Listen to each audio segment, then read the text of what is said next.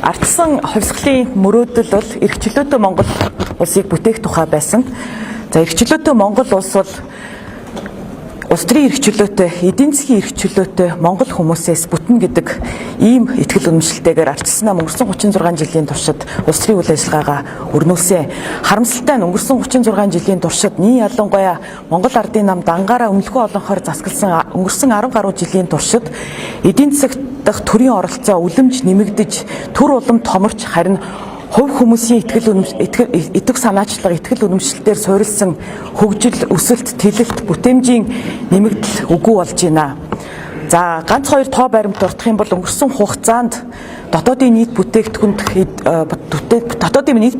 эзлэх татврын ачаалал, дарамтын хэмжээ 37.8% хүрсэн. Төрийн өмчит компаниудын борлуулалтын орлого 25 их найд буюу дотоодын нийт бүтээгдэхүүнийхээ 3.1 шахамд хүрсэн. Гэх мэтчлэн ийм тоо баримтуудтай бид нар өнөөдрийг ухтаж байна. Тиймээс Монгол улсын иргэм нэг бүрийн, Монгол хүн нэг бүрийн эдийн засгийн эрх чөлөө хумигдаж буй энэ цагт улсын хурал дахь ардсан намын бүлгээс эдийн засгийн эрх чөлөөний тухай хуулийг санаачилсан. Эдийн засгийн эрх чөлөөний тухай хуулинд ямар тодорхой зарчмууд туссан бэ гэхлээр цаашид эдийн засгийн харилцаанд төрийн оролцох хязгаарлалтыг оролцох хувь хэмжээг маш тодорхой болгож өгж байгаа. За үүнд төр хувийн хөвшилтэд ямар ч нөхцөлд өрсөлдөхгүй байх, төр ямар нэгэн арга хэлбэрээр эдийн засгт оролцохгүй байх, үн тогтоохгүй байх, татврын хувь хэмжээ нам доор байх, татврыг зөвхөн хуулиар тогтоох, төрийн өмчит компанийг ямар нэгэн үндэслэлгүйгээр, хуульгүйгээр байгуулахгүй байх гэх зэрэг төрийг хязгаарласан ийм зүйл заалтуудтай хуулийн төслийг бол улсын хурал дахь ардсан намын бүлгээс өргөн барьсан. За эдийн засгийн эрх чөлөөний тухай хуулийг маань засгийн газраас өргөн барьсан бизнесийн эрх чөлөөний тухай хуультай нэгтгэн хэлэлцүүлээд өнөөдөр улсын хурлын нэгдсэн чуулганаар эцсийн хэлэлцүүлгийг явуулах гэж байна. Тэгэхээр энэ бизнесийн эрх чөлөөний хуулийг дагалдуулаад бас зөвшөөрөл мэдэгдлийн тухай хууль орж ирж байгаа.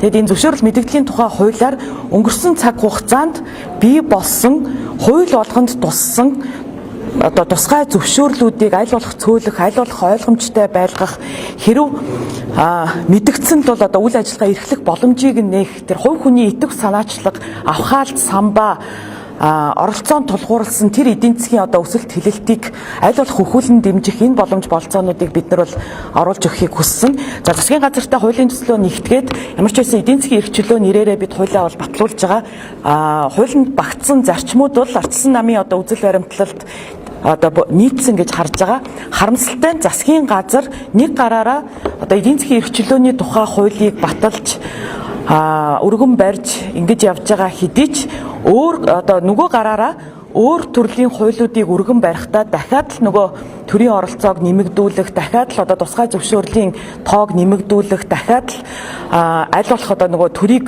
эдийн засгийг зохицуулах чиглэлээр арга хэмжээнүүдийг тусгах ийм зүйлүүдийг бас хийж байгаад бол харамсаж байгаа. Тэгэхээр энэ дээр бол ардсан нам Монгол ардын намын үзэл санааны үзэл баримтлалын ялгаа маш тод томруунаар харагдаж байгаа. Бид бол Монгол улсын хөгжил, Монгол хүний итгэх санаачлага авхаалт самбаадаар суурилна гэж үздэг. Гэтэл Монгол ардын нам бол дарах төвтэй даргад суурилсан ийм хөгжлийн үзэл баримталтай гэж харагдаж байгаамаа. Тэгэхээр сая өмнөх гишүүдийн хэлсэнчлэн бид бол 28 онд улсын хурлын сонгуульд нэр дэвших мөрийн хөтөлбөрөөр боловсруулахдаа саяны дурдсан санаачлагуудаа аль болох цомхон төртэй байх, татврын ачаал дарамт аль болох бага байх, төрийн оролцоо маш бага байх.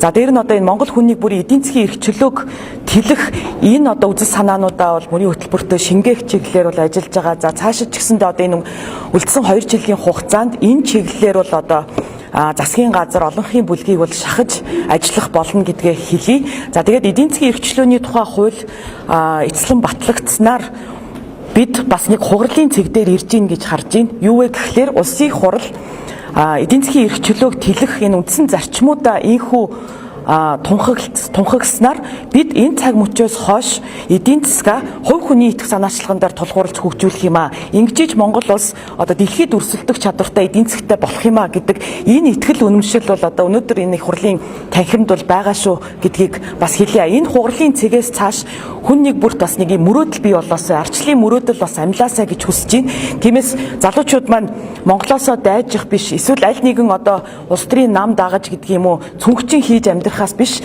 зүгээр одоо юу гэдэг мөрөөдлөө биелүүлэхийн тулд аж ахуй эрхэлж, бизнес эрхэлж, мөрөөдлөө бүтээхийн тулд ийм одоо хөгжиж дэвших тэр орон зайг бий болгосон энэ эрх зүйн орчин тавигдах одоо эхлэл тавигдлаа гэж харж байна. Баярлалаа.